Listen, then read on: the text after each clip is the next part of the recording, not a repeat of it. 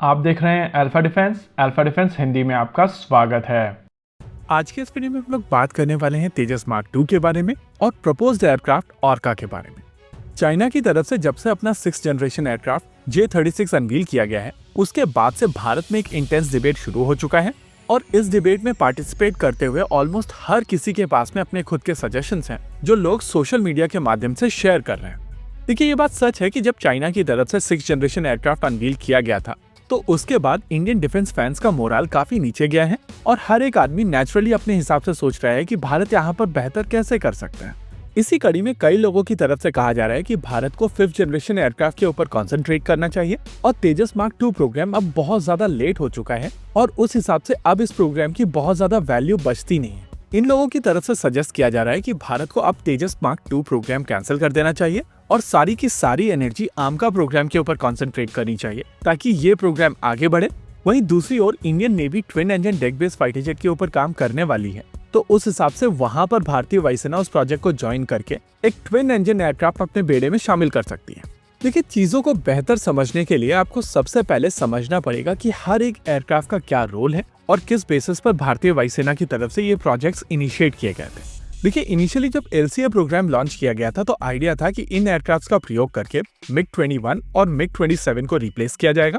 वहीं पर लगभग उसी पॉइंट ऑफ टाइम पर भारतीय वायुसेना की तरफ से एक और प्रोजेक्ट इनिशिएट किया गया था जिसके बेसिस पर आइडिया था कि मिराज 2000 भारत में असेंबल किए जाएंगे, लेकिन केवल 3 स्क्वाड्रंस में उन एयरक्राफ्ट्स को खरीद करके आगे चीज नहीं बढ़ाई गई। हालांकि बाद में फ्रांस में जब मिराज 2000 की असेंबली लाइन बंद हो गई थी तो इसी रिक्वायरमेंट के लिए रफाल ऑफर किए गए थे, जिसके बाद पूरी MMRCA वाली एक्सरसाइज की गई और फाइनली केवल 36 रफाल अक्वायर किए गए, जिसके बाद भारतीय वायुसेना की तरफ से फिर से MRFA वाली रिक्वायरमेंट रेस कर दी गई थी। वहीं दूसरी ओर इनिशियली जो चीज MiG-21 और MiG-27 को रिप्लेस करने के लिए बनाई गई थी, यानी कि तेजस मार्क 1, वो रिक्वायरमेंट धीरे धीरे समय के साथ इवॉल्व हुई है और जैसे जैसे नई टेक्नोलॉजी आई है वैसे वैसे वो रिक्वायरमेंट फर्दर रिफाइन हुई है, जिसको लेकर पहले प्लान किया गया था कि तेजस मार्क 2 बनाया जाएगा जो बेसिकली और ज्यादा पावरफुल इंजन के साथ में एक एक्सटेंडेड एयरक्राफ्ट होना था। लेकिन वो रिक्वायरमेंट मोर और लेस तेजस मार्क 1A से एड्रेस हो रही थी और इसी वजह से तेजस मार्क 2 को फर्दर रिफाइन किया गया, जिससे उसकी क्षमताएं काफी हद तक एक मीडियम वेट फाइटर के आसपास पहुंच गई। लेकिन लार्जर इशू यह है कि इस एयरक्राफ्ट को अपनी पहली उड़ान साल 2022 में भरनी थी। अनफॉर्चुनेटली जो सिचुएशन हम लोगों को पहले दिखाई नहीं दे रही थी वो भारत सरकार को पहले दिखाई दे रही थी और उनको पता था कि GE F404 engine LCA mark 1A के लिए डिलीवर नहीं कर पाएगा और इसकी डिलीवरी में समय लगेगा। यही कारण था कि भारत सरकार ने पहले इंजन को लेकर नेगोशिएशन की और यह इंश्योर किया कि ये इंजन अगर भारत में बना लिए जाएंगे तो इस प्रोग्राम के ऊपर भारतीय वायुसेना डिपेंड हो पाएगी। इस इंजन को लेकर आइडिया है कि मोस्ट लाइकली फरवरी या मार्च में इसको लेकर एक डील साइन हो जाएगी, लेकिन इस डील का इम्पैक्ट अब प्रोटोटाइप के ऊपर नहीं पड़ रहा है क्योंकि प्रोटोटाइप डेवलपमेंट फुल स्विंग में चल रहा है। अब ये साल खत्म हो चुका है और साल 2025 शुरू होने वाला है। आइडिया है कि यह एयरक्राफ्ट अक्टूबर 2025 में रोल आउट कर दिया जाएगा और दिसंबर आते आते इसकी पहली उड़ान हो जाएगी।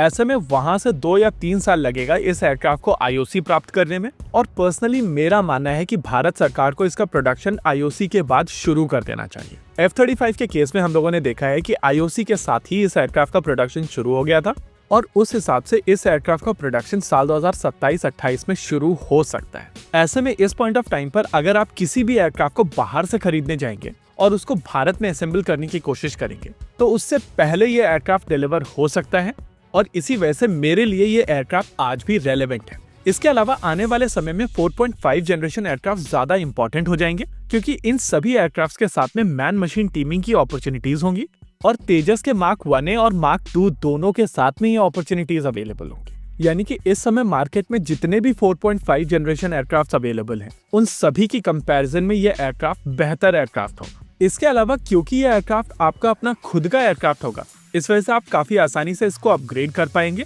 और ये कंटिन्यूअसली अपग्रेड होता रहेगा। वहीं दूसरी ओर अगर TEDBF की बात की जाए तो उसकी पहली उड़ान साल 2026-27 में होगी और उसको IOC मिलने में वहां से 3 से 5 साल का समय लग सकता है, यानी कि वो एयरक्राफ्ट साल 2030 से पहले नहीं आ रहा है। ऐसे में जो एयरक्राफ्ट अगले 9 महीने में रोल आउट होने वाला है उसको छोड़कर दूसरे एयरक्राफ्ट के ऊपर कॉन्सेंट्रेट करना सही नहीं होगा। इसके अलावा तेजस मार्क 2 आमका के लिए काफी हद तक एक स्टेपिंग स्टोन के तौर पर काम करने वाला है।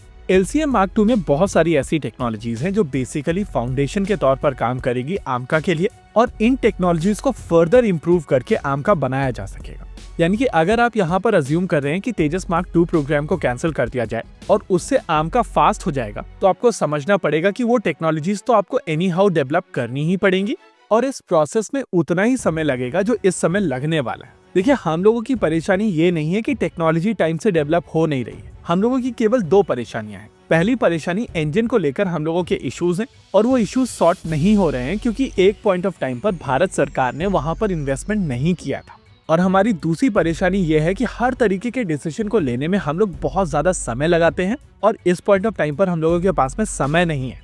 आमका की स्टोरी थोड़ी डिफरेंट है क्योंकि भारत सरकार एक पॉइंट ऑफ टाइम पर चाह रही थी कि कोई प्राइवेट सेक्टर कंपनी इस प्रोजेक्ट को लीड करे ताकि आडा और एचएएल की प्लेट से इसको हटाया जा सके। देखिए, सरकारी ऑर्गेनाइजेशंस की अपनी खुद की लिमिटेशंस होती हैं और ये चीज हम सब समझते हैं, लेकिन जो चीज हम सब नहीं समझते हैं वो है लिमिटेशन प्राइवेट सेक्टर कंपनीज की। इस समय देश की प्राइवेट सेक्टर कंपनीज ने एक ग्लाइडर नहीं बनाया है और हम लोग चाह रहे हैं कि वो लोग सीधे एक 5th जनरेशन एयरक्राफ्ट बनाना शुरू कर दें।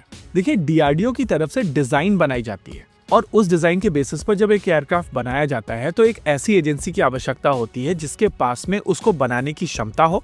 और क्योंकि एचएएल काफी पहले से देश में असेंबली कर रहा था, इस वजह से वो एलसीए मार्क 1 के दौरान इन्वॉल्व हो पाए और उन चीजों को डिलीवर कर पाए। हालांकि इस प्रोसेस में बहुत सारे रोड ब्लॉक्स आए थे जिसके चलते चीजें डिले हुई और कॉस्ट ओवररन्स भी हुए। लेकिन जब आप पहली बार एयरक्राफ्ट जितनी कॉम्प्लेक्स चीज को बनाते हैं तो कॉस्ट और टाइम ओवररन होते ही हैं। देखिए, यहाँ पर एचएएल की नो हाउ आप ऐसे भी समझ सकते हैं कि एडीए की तरफ से एलसीए मार्क 1 बनाया गया था और उसकी पूरी लाइफ साइकिल के दौरान इन्वॉल्व होने के चलते एचएएल उसको पूरी तरीके से अपग्रेड करके एलसीए मार्क 1 अपने दम पर बना पाया है।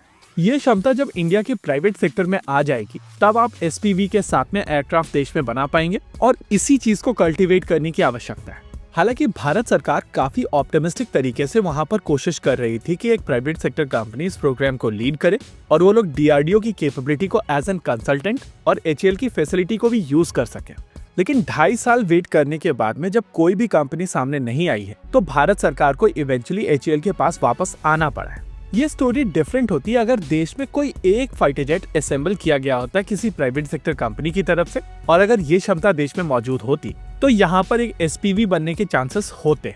मेरा पर्सनली मानना है कि भारत सरकार को यहाँ पर एक और कोशिश करनी चाहिए कि जो 97 एलसीए मार्क 1 का ऑर्डर दिया जाएगा उसमें कोशिश की जाए कि कोई प्राइवेट सेक्टर कंपनी आगे आए और पूरी की पूरी असेंबली को लीड करने की कोशिश करे, क्योंकि इन प्रोजेक्ट्स में ही क्षमता बनेगी और क्योंकि एचएएल ऑलरेडी देश में असेंबली कर रहे हैं इस वजह से वो यहाँ पर कंसल्टेंसी प्रोवाइड कर सकते हैं। इस प्रोसेस में एयरक्राफ्ट की कॉस्ट थोड़ी ऊपर जाएगी लेकिन देश में क्षमता बनेगी। इसके अलावा अगर एमआरएफए के साथ में जोड़कर इसको देखा जाए तो उस डिसीजन में काफी डिले हो चुकी है और वहां से कोई भी एयरक्राफ्ट अगर भारत सरकार लेती है तो वो साल 2030 से पहले नहीं आएगा।